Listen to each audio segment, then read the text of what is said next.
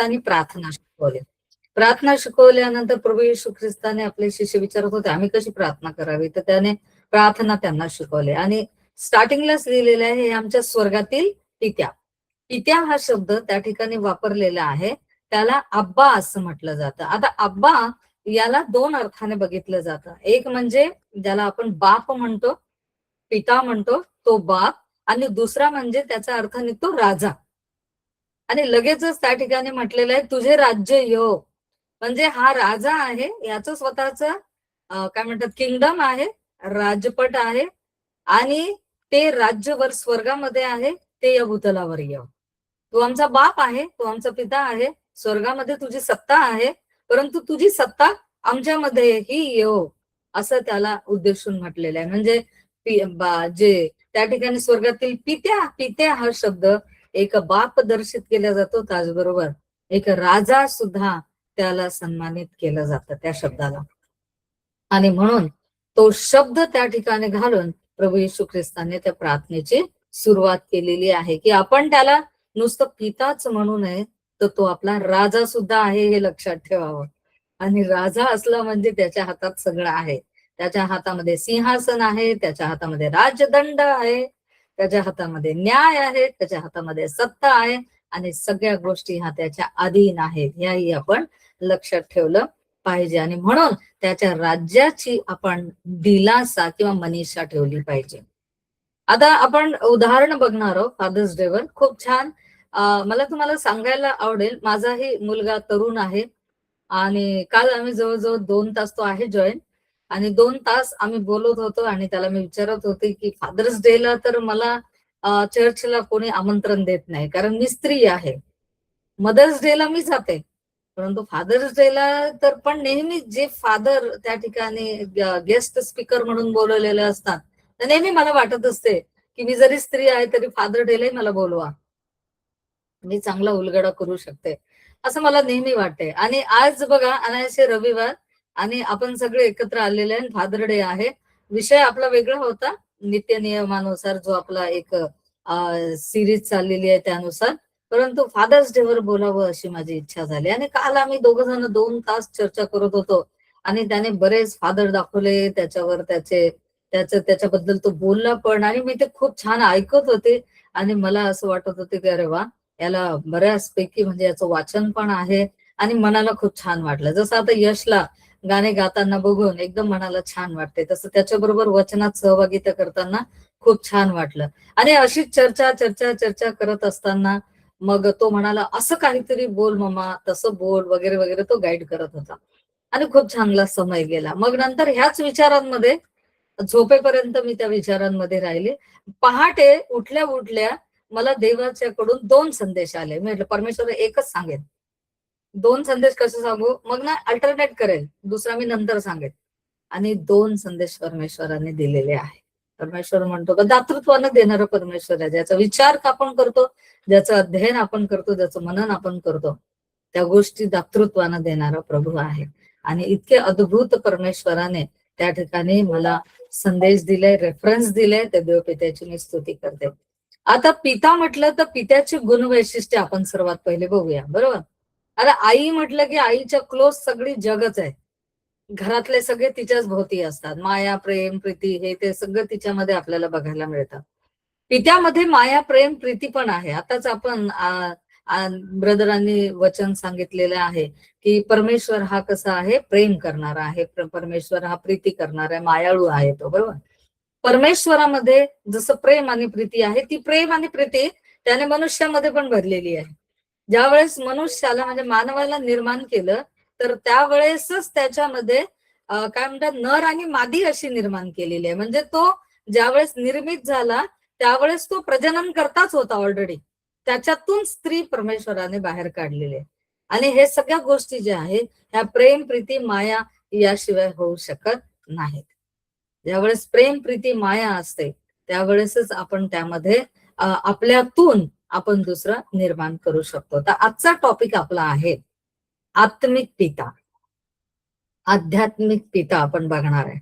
दैहिक पिता जो आहे त्याबद्दल आपण ऐकतो, बोलतो, पाहतो, पण आज आपण आत्मिक पिता आपल्याला बनायचं आहे, प्रत्येकाला बनायचं आहे, स्त्री पुरुष असो कोणी असो, तरुण असो कोणी असो, सगळ्यांना आत्मिक पिता बनायचं आहे. कारण ज्या वेळेस आपल्याला ख्रिस्त प्राप्त झाला आणि आपण पापांची कबुली केली, आपला मार्ग आपण बदलला, त्यानंतर त्याने इतकं भरपूर आपल्याला दिलेलं आहे, ते आपल्याला दुसरं द्यायचं, आपल्याला आत्मिक प्रजनन करायचं आहे, त्याची वाढ करायची आहे, ते इतरांपुढे आपल्याला घेऊन जायचंय. आणि जर इतरांपुढे आपण घेऊन जात नाही, म्हणजे आपण आत्मिक दृष्टी म्हणजे आत्मिक भाषेमध्ये फळं देत नाही.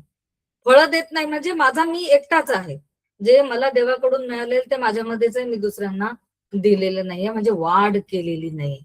आपल्याला वाढ करायचंय, सक्रिय जीवन जे आहे त्यामध्ये वाढ झालेली असते आणि आपल्या जीवनामध्ये सक्रियता आपल्याला दाखवायची, आपल्याला वाढायचं आहे.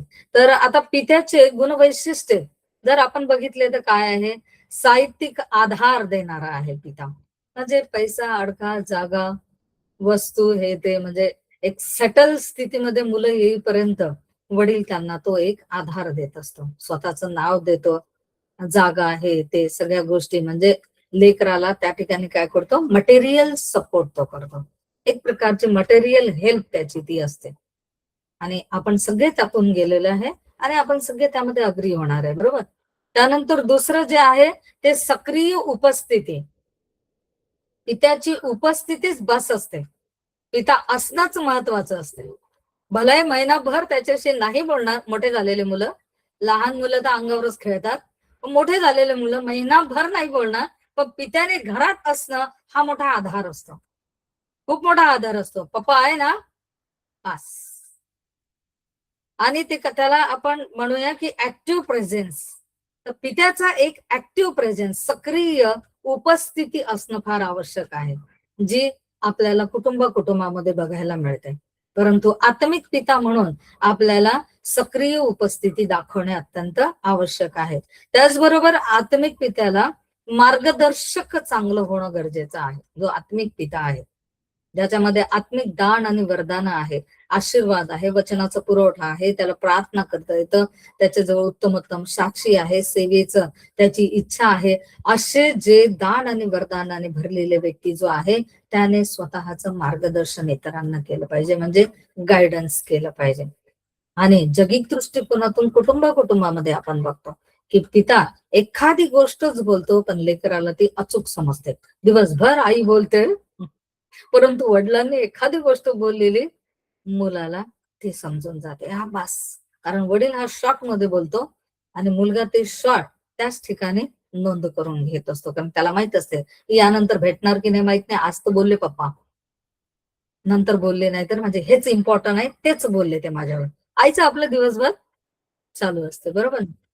तर पिता जो आहे तो जगिक पिता जो आहे त्यामध्ये हे गुणवैशिष्ट्य दिसतात, आत्मिक पित्यामध्येही हे गुणवैशिष्ट्य आपल्याला दिसले पाहिजे. आपण प्रत्येक जण आत्मिक पिता आहोत, कारण ख्रिस्त आपल्यामध्ये आहे, दान आणि वरदान आपल्यामध्ये आहे, देणग्या आपल्यामध्ये आहे, आशीर्वाद आपल्यामध्ये आहे, ते आपल्याला द्यायचे आहे, त्याद्वारे आपल्याला आत्मिक वाढ करायची आहे, प्रजनन करायचंय आणि मोठं त्याचं वृक्ष बनवायचं आहे. त्यामुळे हे सगळे गुणवैशिष्ट्य आपल्या सगळ्यांमध्ये असले पाहिजे. आणि आजचा दिवस जो आहे फादर्स डे आहे, त्यानिमित्ताने सर्व पित्यांमध्ये ते असणं फार आवश्यक आहे. आता पहिलं उदाहरण बघूया, हे पटण्यासाठी आपल्याला उदाहरण बघावं लागेल ना. तर आपण जुन्या करारात जाऊया, शमूएल, पहिले शमूएल आणि ह्याचा 3रा अध्याय. आता पहिले शमूएल ह्याचा 3रा अध्याय, यामध्ये तुम्हाला माहित आहे की सुरुवातीला शमूएला बद्दलच आहे, बरोबर ना. आता शमूएल काही पिता नाहीये, तो तर छोटस बाळ आहे, एकदम एकदम छोटस बाळ आहे, त्याला काही समजत नाही, ज्याला काहीही कळत नाही, असं एक लहानस बाळ आहे. त्या बाळाला अजूनपर्यंत देवाची ओळख पण नाहीये, देव त्याला प्रगट पण नाही झाला, त्याने कधी देवाचा आवाज पण ऐकलेला नाही. कारण पहिले शमूएल याचा 3रा अध्याय, आणि कोणाला मिळालं असेल, ज्यांचा जो बायबल असेल ते वाचू शकतात, 7वं वचन बघा, त्या ठिकाणी काय लिहिलेलं आहे, 7वं अद्यापि वचन. शमूएलास परमेश्वराची ओळख झाली नव्हती आणि परमेश्वराचा आदेश त्यास झाला नव्हता. आमेन. बघा, आमेन, थँक्यू. आणि ह्याला परमेश्वराची ओळख नव्हती. परमेश्वराचे वचन त्याला प्रगट झालेले नव्हते. आणि असा हा छोटासा एक बालक आहे. आणि ह्या बालकाबद्दल 3ऱ्या अध्यायामध्ये लिहिले गेलेले आहे. आता हा जो बालक आहे तो तुम्हाला माहित आहे, एल्कानाचा मुलगा आहे. हन्ना त्याची आई आहे. आणि हन्ना विलाप करून, आक्रोश करून परमेश्वराकडून त्याला प्राप्त करून घेते. एल्काना जो आहे तो नावाजलेला एफ्राईम या भागामध्ये राहणारा एक श्रीमंत, श्रीमंत पुरुष आहे, जो वर्षातून एकदा त्या ठिकाणी यायचा. तर सांगितलं जातं की मोठमोठे रथ आणि घोड्यांवर आणि गाढवांवर तो त्या ठिकाणी भरपूर धन संपत्ती, सोने जवाहेर आणि मंदिरासाठी पात्र आणि सगळे तो त्या ठिकाणी घेऊन येत होता. तो इतका मनाने चांगला असा व्यक्ती आहे एल्काना. आणि आई जी आहे हन्ना, तिच्याबद्दल तर आपण नेहमीच ऐकतो, ती फारच धार्मिक स्वभावाची आणि देवावर विश्वास ठेवणारे. अशा या कुटुंबातला हा छोटासा बालक या ठिकाणी मंदिरामध्ये आहे. आणि वचन शमूएल याचा 3रा अध्यायाने 3ऱ्या वचनात लिहिलेलं आहे, देवाचा दीप अजून मालवला नव्हता आणि शमूएल परमेश्वराच्या मंदिरात जेथे देवाचा कोष होता तेथे निजला होता. बाप रे, काय म्हणजे हे जी लाईन आहे ना, ही लाईन मला अख्ख्या शास्त्रात कुठे मिळालेली नाहीये, की देवाचा कोष जेथे आहे त्या मंदिरामध्ये हा झोपलेला आहे छोटस बाळ. म्हणजे कोणीच त्या ठिकाणी आतापर्यंत झोपलेलं नाहीये. त्या मंदिरामध्ये परमपवित्र स्थान आहे प्रियांनो हे, ज्या ठिकाणी प्रमुख याजक वर्षातून एकदा भीत अर्पण म्हणजे त्या इस्रायली लोकांच्या प्रित्यर्थ अर्पण घेऊन त्या ठिकाणी जातो. त्या दयासनावर तो ठेवतो. त्या कोशाच्या जवळ परमपवित्र स्थानामध्ये हे छोटस बाळ झोपलेलं आहे. काय काय चांगली संधी मिळाली या बाळाला. काय चांगला म्हणजे म्हणजे काय म्हणावं ह्याबद्दल, की ह्यापेक्षा उत्तम ते जीवनामध्ये काय मिळावं, की परमेश्वराचा कोश जो आहे, जो सोन्याने मढवलेला, तो ख्रिस्ताच्या प्रतिकात्मक स्वरूपामध्ये इस्रायली लोकांबरोबर चालत होता. त्या ख्रिस्ताच्या चरणाजवळ हा तिथे झोपलेला आहे. काय निवड आहे जागेची, किती सुंदर जागा त्याने निवडलेली आहे. आज आपण लहानपणापासून आपल्या मुलांना आणि आपण जे स्वतः तेही देवाच्या चरणाजवळ राहायला शिकलं पाहिजे. आणि त्यावेळेस आपल्याला जी ओळख नाही ती ओळख होणार पण, आणि देवाचं वचन आपल्याला प्राप्त पण होणार. आणि तो तिथे झोपत होता. आता त्या ठिकाणी एली याजक आहे. हा याजक, प्रमुख याजक एली आहे, त्याचं नाव एली आहे. या एलीचा हा हक्क होता, अधिकार होता की मंदिरामध्ये झोपण्याचा. परंतु त्याने शमूएल बाळाला संधी दिली, देवाच्या परमपवित्र स्थानामध्ये बाळा तू जाऊन झोप. एक चांगला पिता, एक आध्यात्मिक चांगला पिता म्हणून त्या ठिकाणी आपल्याला त्याच्याबद्दल या ठिकाणी बघायला मिळते. एक आध्यात्मिक चांगला पिता म्हणून तो काय करत आहे, त्याच्यासाठी एक चांगली जागा निर्माण करून देत आहे. मटेरियल सोर्स, एक चांगली जागा त्या ठिकाणी काय करत आहे, त्याच्यासाठी निर्माण करून देते. बाळा इकडे तिकडे कशाला झोपतो, देवाच्या मंदिरातच जाऊन झोप ना तो. माझे तो डोळे आता बघ, मला काही दिसत नाही, मला काही नीट चालता येत नाही, माझं वजनही खूप झालेलं आहे, तू झोप. परमेश्वराची वाणी जर काही ऐकायला आली तर तू ऐकते. कारण त्यावेळेस परमेश्वर बोलत नव्हता, त्याचं बोलणं दुर्मिळ झालं होतं, कारण पाप अतोनात वाढलेले होते. आणि या स्थितीमध्ये एली कुठंतरी अपेक्षा करतोय की देव कुठेतरी आपल्याशी बोलेल, पण माझे कान तर मंद झालेले आहेत, माझे डोळे क्षीण झालेले आहेत, माझं शरीर जड झालेलं आहे. अशा अवस्थेत परमेश्वर बोलला तर मला कसं कळेल, त्यापेक्षा हे कुकुलं बाळ बरं आहे, हे बाळ पटकन मला येऊन सांगेल. आणि होतं तसंच. बघा, मटेरियल सपोर्ट केलाय ह्या एली याजकाने. एक त्या ठिकाणी त्याचा आध्यात्मिक पिता म्हणून तो उभा आहे प्रियांनो. एका महायाजकाला तो त्या ठिकाणी घडवत आहे. आणि घडवण्याची प्रोसेस जी आहे ती सुरू झालेली आहे, मंदिरापासूनच त्याने सुरुवात केलेली आहे. ज्यावेळेस आत्मिक पिता म्हणून आपण आहोत त्यावेळेस आपण जबाबदार व्यक्ती असलं पाहिजे, की आपल्या जवळ ते जे आहे ते ज्यांना आपण सुवार्थ म्हणून सांगतो, की आपण त्यांची काळजी घेतली पाहिजे की त्यांना तेवढा पुरवठा आपण केलाय का. आणि तो त्यांना समजलाय का, त्यांना ते कळतंय का, देवाचं वचन त्यांना प्राप्त झालंय का, देवाची ओळख त्यांना खरोखर होतोय का, ही फीडबॅक आपण घेतली पाहिजे. आणि मग नंतर वचन 4, वचन 6 आणि वचन 8 मध्ये देवाची वाणी त्याच्या कानावर येते. शमूएल बाळ त्याच्या कानावर येते आणि एली त्या ठिकाणी म्हणतो, बघ आता असाच आवाज परत आला ना बाळा, तर परमेश्वराला म्हण की मी ऐकत आहे म्हणून, मी तुझा दास, या ठिकाणी बोल, काय बोलायचं देवा, मी तुझा दास ऐकत आहे. वाक्य त्याला तो सांगतो काय म्हणायचंय, मार्गदर्शन करत आहे. किती उत्तम मार्गदर्शन, कारण त्याच्या लक्षात आले, शमूएल बाळाला माहित नव्हतं देव कसा बोलतो, पण एली याजकाला माहित होतं देव कसा बोलतो. आणि त्याच्या लक्षात आले की परमेश्वर याच्या बरोबर बोलत आहे. ओ हो, शमूएला आता जा, आता असा आवाज आला ना तर काय म्हणायचं बाळा, बोल तुझा दास ऐकत आहे. स्वतःला लीन कर, नम्र कर. कोणी शिकवलं? एली याजकाने शिकवलं. आज देवाच्या वचनामध्ये रममान होणं, अध्ययन करणं, मनन करणं, लीन आणि नम्र होणं, विनंती करणं, प्रार्थना करणं, देवाशी बोलणं, देवाचं ऐकणं, हे आपण एक चांगला पिता म्हणून आपण ते सांगायला पाहिजे. उत्तम आध्यात्मिक पिता म्हणून. आणि ती आपली आध्यात्मिक पुत्र असतील, ती आपली आध्यात्मिक संतान असेल आणि त्यांना आपल्याला जन्माला घालायचं आहे. या ठिकाणी एक नवीन याजक जन्माला घातल्या जात आहे आणि परमेश्वर बोलतो. आणि 10वं वचन वाचा, ते खूप छान आहे. वाचा कोणीतरी 10वं वचन. तेव्हा परमेश्वर येऊन उभा राहिला आणि पहिल्याप्रमाणे शमूएला, शमूएला अशी त्याने हाक मारली. तेव्हा शमूएल म्हणाला, बोल, तुझा दास ऐकत आहे. आमेन. आमेन. थँक्यू. आतापर्यंत 3 वेळा परमेश्वराने हाक मारलेली.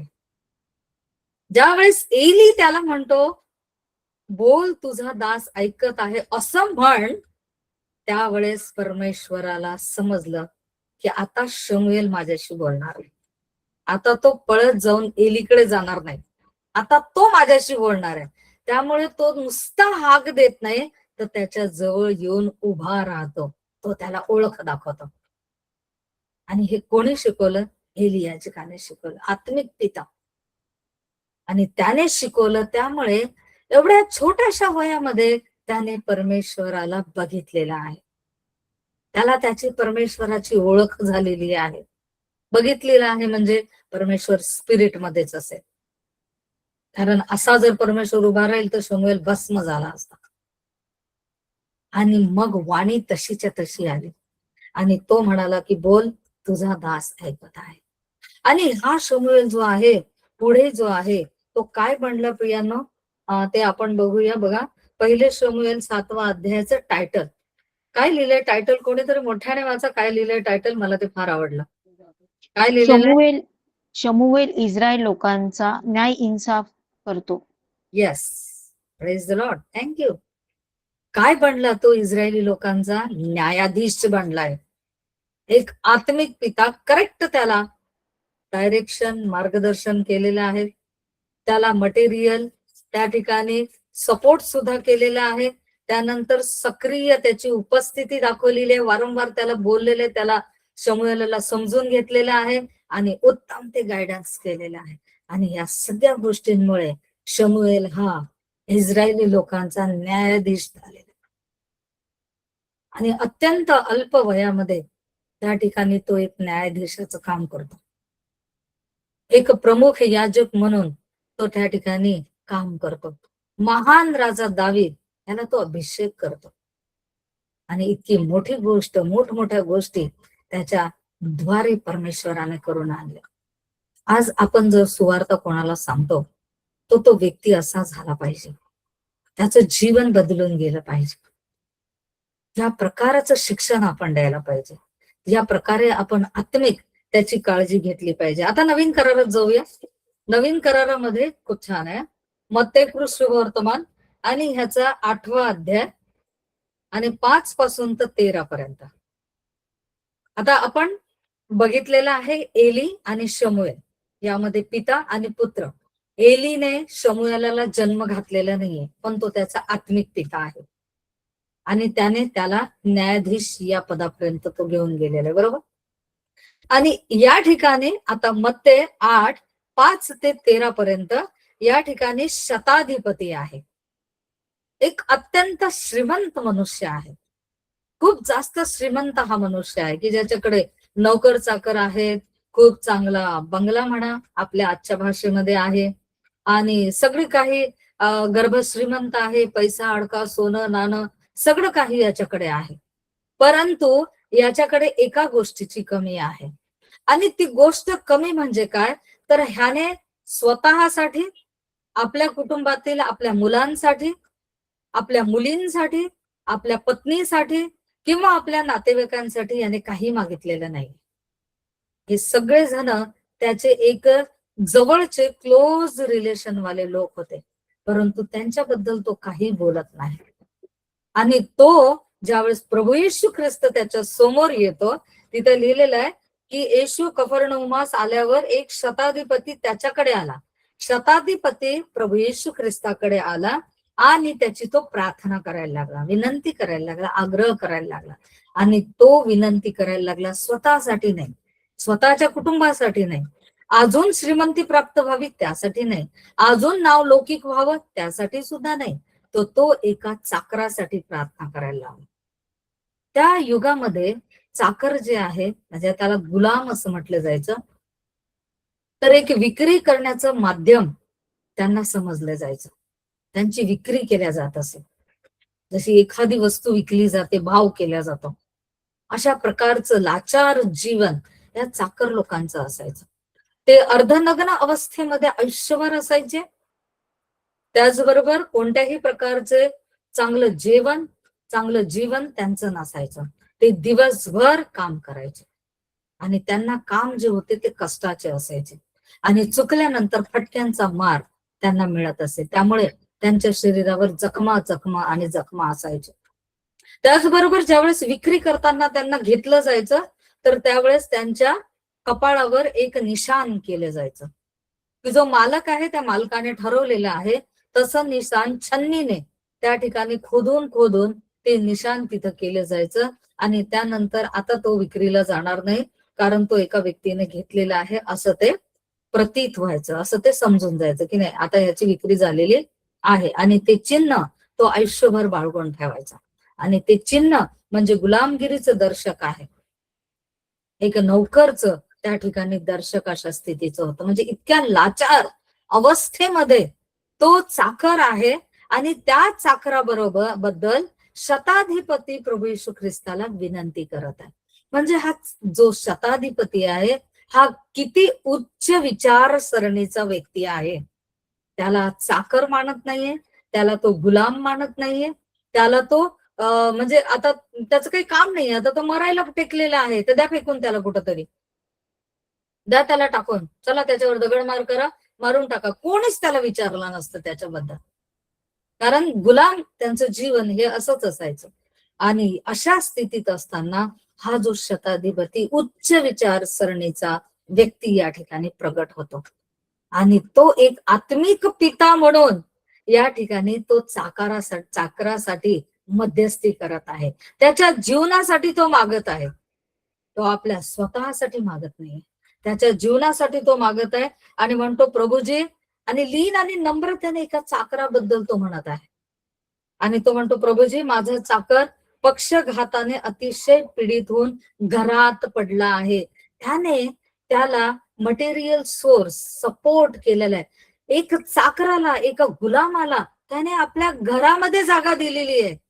प्रियांनो, जेव्हा की यांचं जीवन म्हणजे त्यांच्या वाड्याच्या फाटकाच्या बाहेर, रस्त्यावर, धुडीवर किंवा झाडाच्या उंबरठ्यावर कुठेही असं त्यांचं जीवन लाचार असं जीवन असलेला हा त्यातल्या त्यात पक्षघाती म्हणजे मृत्यूच्या त्या ठिकाणी बिलकुल दारावर उभा असलेला याला तो मृत्यूच्या ठाई सोडून दिलं नाही, तर घरामध्ये त्याने त्याला स्थान दिलेलं आहे, त्याला घरात जागा दिलेली आहे, एका नौकराला घरात त्याने ठेवलेलं आहे प्रियांना.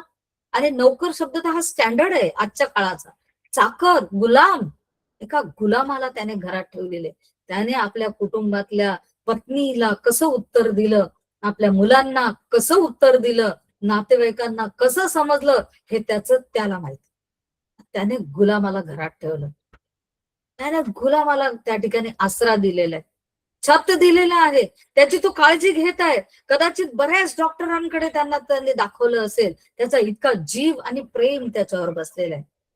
त्या चाकरानेही त्याच्याबद्दल खूप केलं असेल आणि त्यामुळे प्रेम दोघांमध्ये निर्माण झालेलं. एक पिता म्हणून तो त्याच्याबरोबर या ठिकाणी व्यवहार करत आहे आणि ख्रिस्ताजवळ त्या ठिकाणी प्रार्थना करत आहे. प्रभू येशू ख्रिस्त म्हणजे ठीक आहे, मी तुझ्या घरी येतो. नको, माझ्या घरी कशाला येतात, तुम्ही शब्द बोला म्हणजे माझा चाकर घरी बरा होईल.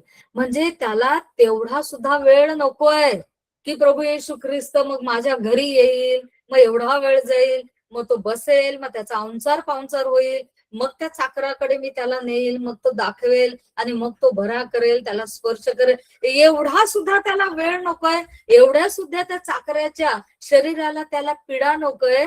त्याला वाटते की आत्ताच बरा झाला पाहिजे, आता हीच वेळ चांगली आहे, तो आत्ताच मुक्त झाला पाहिजे. आणि तो काय म्हणतो की शब्द मात्र त्या ठिकाणी बोला, तुम्ही शब्द बोलाव.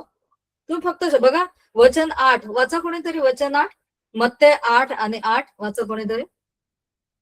तेव्हा शताधिपतीने उत्तर दिले की, प्रभूजी, आपण माझ्या छपराखाली यावे अशी माझी योग्यता नाही, पण शब्द मात्र बोला म्हणजे माझा चाकर बरा होईल. आमेन. आमेन. थँक्यू. त्या ठिकाणी त्याच्या फक्त एकच महत्वाची गोष्ट आहे, चाकर बरा झाला पाहिजे. ख्रिस्ताने येणं, एवढा मोठा प्रवास करणं, या सगळ्या गोष्टींकडे तो लक्ष देत नाही. त्याचं म्हणणं आहे चाकर, माझाच चाकर पाच पिढेमध्ये आहे, त्या पिढेतून त्याला मुक्त करा, त्याला तुम्ही काय करा, बरं करा. आणि शेवटी काय झालेलं आहे, बराच मग डिस्कस झालंय, तो आपला शब्द, तो आपला विषय नाहीये. आणि मग 13व्या वचनात येशू शताधिपतीला म्हणाला जा. त्याचा विश्वास बघितला आणि त्याला काय म्हणाला, जा, तू विश्वास ठेवल्याप्रमाणे तुला प्राप्त हो. एवढा मोठा विश्वास अख्ख्या इस्रायलात मी बघितला नाही. एका चाकरासाठी कोणीतरी एवढा विश्वास दाखवतो. सर्वश्रेष्ठ नवीन करारामध्ये विश्वासू हा व्यक्ती प्रभू येशू ख्रिस्ताला दिसला. जुन्या करारामध्ये आपण अब्राहमाला बघतो, विश्वासाचा पिता. नवीन करारामध्ये चाकराबद्दल चिंता करणारा, त्याच्याबद्दल विनंती करणारा हा एक व्यक्ती आहे, जो आत्मिक पिता आहे. त्याने देहाने त्याला दैहिक जन्म दिलेला नाहीये, पण आत्मिक तो त्या ठिकाणी त्याचा पिता आहे. त्याच्याबद्दल तो मागत आहे, झगडत आहे आणि तो म्हणतो तुला प्राप्त हो. आणि त्याच घटकेस त्याचा चाकर बरा झाला. हेच त्याला पाहिजे होतं की जास्त पिढा माझ्या चाकराला आता नको, त्याने खूप सहन केलंय, बस आताच तो बरा झाला पाहिजे. आणि त्याच घटकेस त्याचा चाकर बरा झालेला आहे. एक दीन दरिद्री, त्याच्या उंबरठ्यावर पडलेला व्यक्ती त्या शताधिपतीच्या विश्वासाने बरा झालेला आहे. किती चांगला त्याने त्याला सपोर्ट केलेला आहे. सर्वप्रथम मटेरियल सपोर्ट त्याने केला, सक्रिय त्याच्यासाठी तो राहायला, उपस्थिती दिली त्याने, त्याला आपल्या घरामध्ये त्या ठिकाणी ठेवलं, त्याच्याबद्दल तो बोलतो आहे आणि उत्तम ते त्या ठिकाणी तो प्राप्त करून घेत आहे.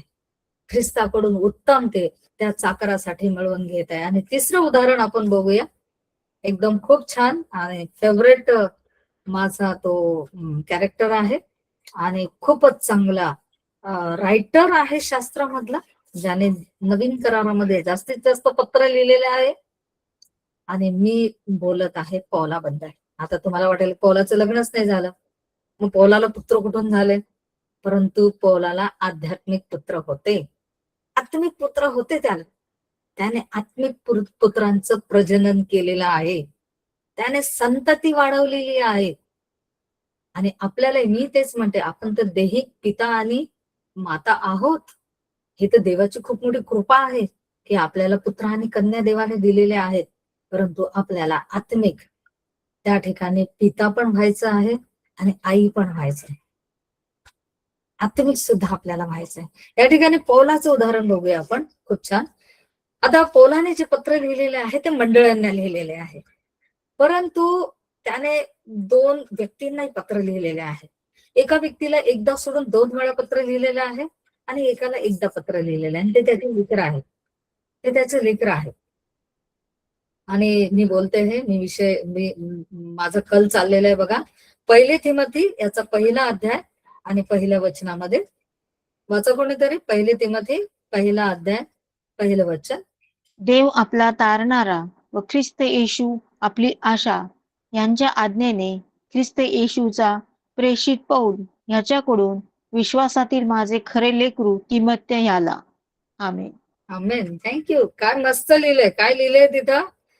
येशू ख्रिस्ताचा प्रेषित पौल ह्याच्याकडून विश्वासातील माझे खरे लेकरू. तो ह्याला काय म्हणतो? माझं खरं लेकरू. म्हणजे मला तर असं दैहिक दृष्टिकोनातून मी तर काही कोणा पुत्राला जन्म घातला नाही, पण आत्मिक हे माझं खरं लेकरू आहे. विश्वासातील माझं खरं लेकरू, तो त्याला मुलगा म्हणून म्हणत आहे. आणि कोणाला तो उद्देशात आहे?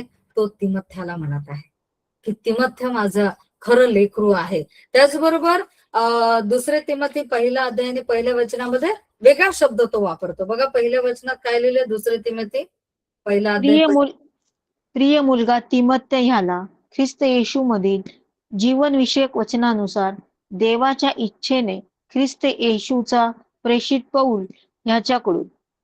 थँक्यू. किती सुंदर. प्रिय मुलगा इकडे लिहिलेलं आहे विश्वासातील माझे खरे लेकरू, आणि इकडे लिहिलेलं आहे माझा प्रिय मुलगा. आणि त्याला तो हे दोन पत्र लिहून मार्गदर्शन करत आहे. हा जो मुलगा म्हणजे तो आता ठिकाणी मासिदोनियामध्ये निघालेला आहे आणि त्याला म्हणतो तू इफिसातच राहा, आणि या ठिकाणी अन्य शिक्षणाकडे कोणी जाऊ नये म्हणून त्यांच्याकडे लक्ष ठेव आणि ख्रिस्ताला धरून त्यांनी राहावं. हे तुझं काम आहे लेकरा. हे एवढं काम तू कर. किती योग्य ते मार्गदर्शन तो त्या ठिकाणी देत आहे. त्याचबरोबर तो त्या ठिकाणी त्याला सांगत आहे की सुवार्ता सांगत असताना तुला छळ सहन करावा लागेल, कारण पित्याने हे सहन केलेलं आहे आणि त्याचा आत्मिक पिता पौल आहे आणि अनेक संकटातून तो निघून चाललेला आहे. तो तुरुंगामध्ये बरंच आयुष्य त्याचं तुरुंगामध्ये गेलेलं आहे. त्याचबरोबर त्याला त्या ठिकाणी सभास्थानामध्ये इकडे तिकडे म्हणजे तो नेहमी पकडल्याच जायचा, आणि तो कशी मंडळीची काळजी घेतो, कसा त्याचं गलबत फुटलेला आहे त्या अवस्थेतही तो जातो, आणि कशा प्रकारची त्याच्यावर दगडमार होते त्या अवस्थेतही तो करतो, त्याच्यावर आजारपण आलं त्या अवस्थेतही तो करतो. तर कसा माझा छळ झालेला आहे तसा छळ बाळा तुझाही होणार आहे, त्यासाठी तू धीर धरून राहा, हे त्याला शिकवत आहे. पौल या ठिकाणी हे पत्र लिहित असताना जवळजवळ 50 ते 60 वयाचा आहे, आणि हे जे तिमोथे लेकरू आहे हे फक्त 15 ते 20 वर्षाचं आहे. लहानचं बाळ आहे. त्या बाळाला तो तयार करत आहे की तिमोथे, आणि म्हणून तो लेकरू शब्द वापरत आहे आणि त्या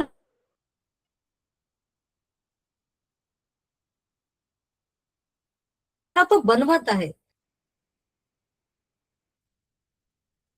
घेत आहे आणि त्याला सुवार्तेला सेवेसाठी त्या ठिकाणी तो तयार करत आहे. बटन ऑन कर. आणि तो त्या ठिकाणी सेवेसाठी त्याला तयार करत आहे. आत्मिक पिता म्हणून तो त्याची आत्मिक पिता म्हणून त्याला तो सेवेसाठी मोठ्या भावी आयुष्यामध्ये सेवेसाठी तो तयार करत आहे. त्यानंतर द्रव्य लोभ नको बेटा, द्रव्य लोभ नको नको. द्रव्य तुला आजूला बाजूला दिसेल, तुला मोह होईल, परंतु द्रव्याचा लोभ घेऊ नको, पैशाचा मागे लागू नको. तर आत्मिक जे जीवन आहे त्या आत्मिक जीवनाकडे तू तुझी वाटचाल चालव, त्या मार्गाने तुझा खरं मार्गदर्शन तो करत आहे. योग्य ते मार्गदर्शन एक पिता म्हणून त्या ठिकाणी करत आहे, आणि तो म्हणतो की तुझं तारुण्य जे आहे कोणी तुच्छ नाही लेखलं पाहिजे, असा तू राहा. बेडाग तुझं जीवन असलं पाहिजे. स्त्रियांच्या मागे लागणं किंवा दैहिक वेगवेगळे दुर्वर्तन करणं जे इस्रायलामध्ये त्या काळामध्ये होते, त्या सगळ्यापासून अलिप्त राहण्यासाठी एवढं लहानशा त्या वयामध्ये किती चांगल्या शब्दाने तो त्या ठिकाणी त्याला प्रगट करत आहे, त्याला तो मार्गदर्शन करत आहे. एक चांगला पिता जो आहे तो आपल्या लेकराला भर तारुण्यामध्ये जात असताना की तारुण्याचा प्रवास कसा असतो हे मार्गदर्शन करत असतो.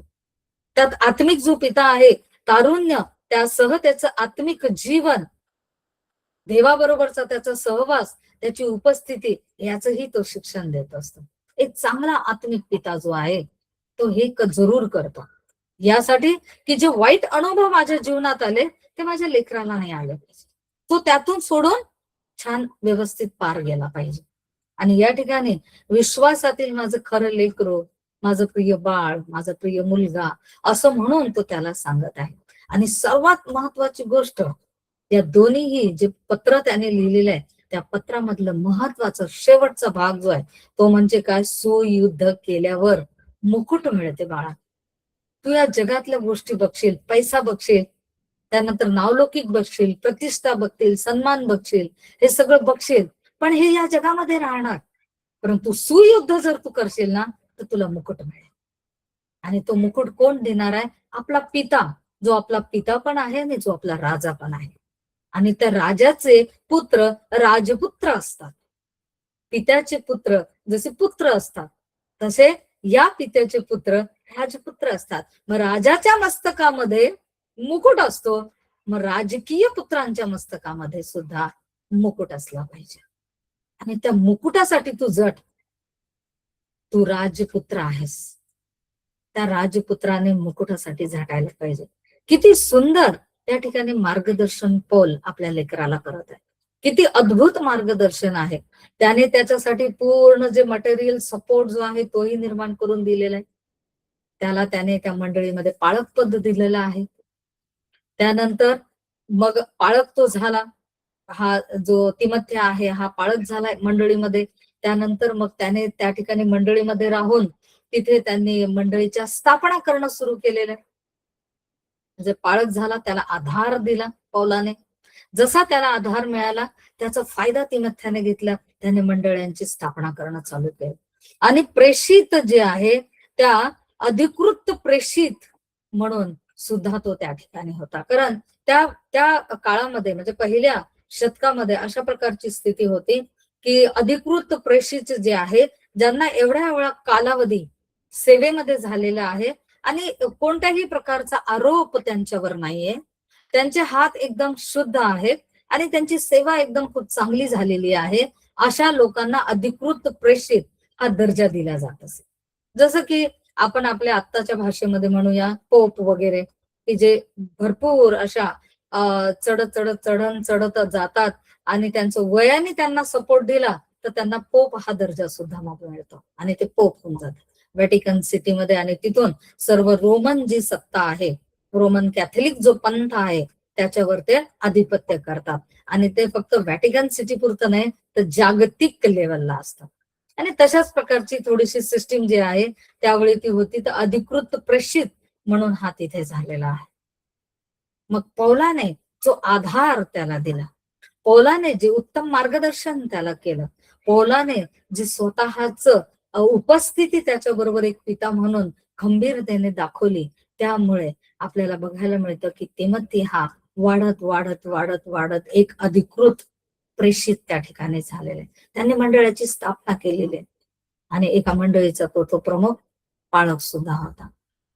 ज्या प्रकारे आपली सेवा असली पाहिजे, एक उत्तम पिता म्हणून आपण काय करतो आज आज आपल्या मंडळीमध्ये आपण आपलं वय वाढत चाललेलं आहे आणि आपण तरुण होतो, तरुणचे आता आपण लग्न झाले, आपल्याला मुलं झाले आणि मग आपला प्रवास आता मध्यम वयापर्यंत आलेला आहे. इथपर्यंत अजून आपण काही केलं नाहीये का?